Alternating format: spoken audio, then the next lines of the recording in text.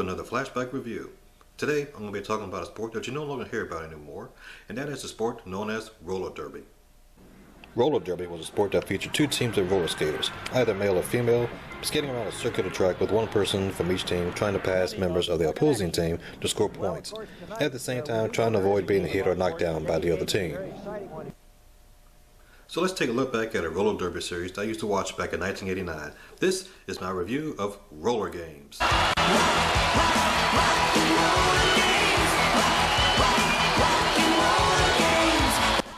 So, how to best describe Rollergames? Well, let's combine the gameplay of a roller derby, throw in some late 80s, early 90s music and fashion, and a touch of WWE style storylines and personas. What you get is the fun and exciting, as well as silly and goofy experience called Rollergames. The show took place in the Super Roller Dome as part of the World Alliance of Roller Sports, which was the fictional league for roller games. Unlike traditional roller derby, Rollergames track was done in a figure 8 pattern rather than the usual oval track. Now let's move on to the teams of Rollergames. First up is the team known as the world famous Championship T-Birds, led by their owner Bill Griffith Jr. They were the all-around good guys team, meaning that they played by the rules and played hard. One person on this team I remember was a guy known as Icebox, because he had his own WWE style finish move that he called the Deep Freeze. Right, Ralphie to the outside, but he gets tagged off the track, and the cycle ends. There it is, the Deep Freeze play! There it is, the Icebox in his Deep Freeze. He nailed the Monster Man, and the crowd loves it. Now imagine that same move with someone like good old JR Jim Ross calling the action.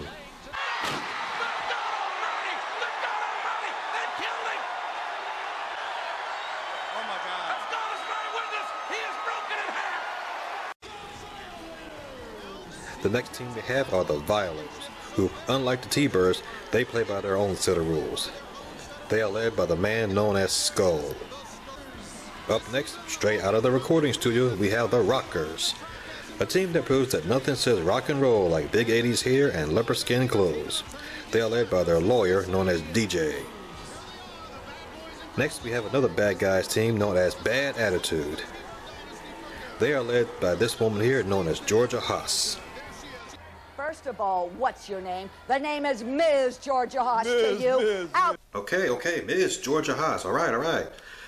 Okay, all right, don't mess with her, because she will slap the taste out of your mouth.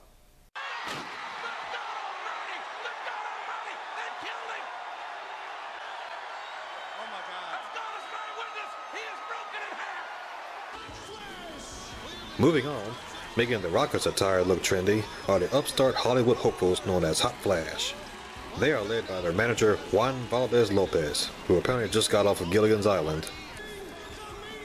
And lastly, we have the team called the Maniacs, the mercenary team led by their astrologer Guru Drew.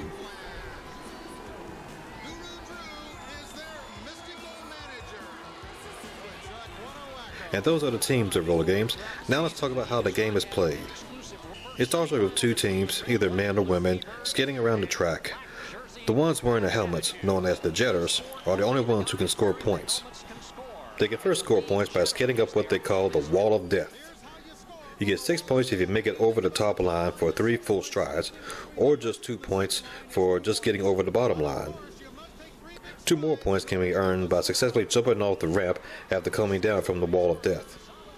After that, the judges can score 1 point by passing members of the opposing team. All of this is done within a 45-second cycle. And of course, the team with the most points wins. But what happens in the case of a tie? Well, then we go into what is known as alligator sudden death overtime. Yes, they actually had a pit of alligators in the middle of the track. The gators are brought into the arena by this guy known as Animal.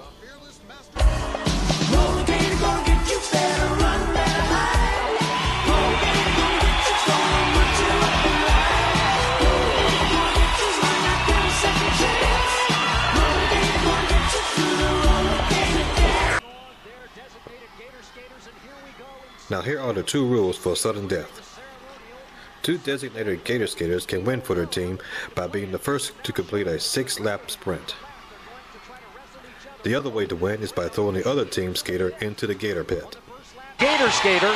Now the Violators got him by the shirt. He's got him up to the rail. He's pulling him up. Oh, the T-Bird went in.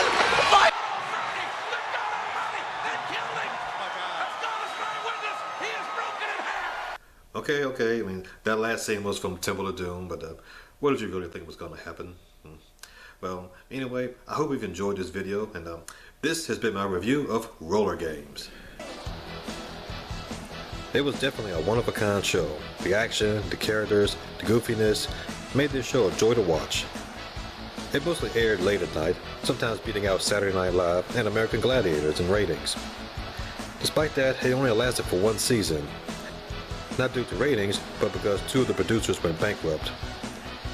It was so popular at the time, they even made a Rollergames pinball machine, an arcade game, and even a game on the Nintendo Entertainment System. A reboot was made back in 1999 called Roller Jam on the network The New TNN, now known as Spike TV today. Hopefully one day we can get another reboot for this generation. Hey, thanks for watching. Hey, don't forget to share and subscribe, and I will see you next time here on Low Tone Entertainment.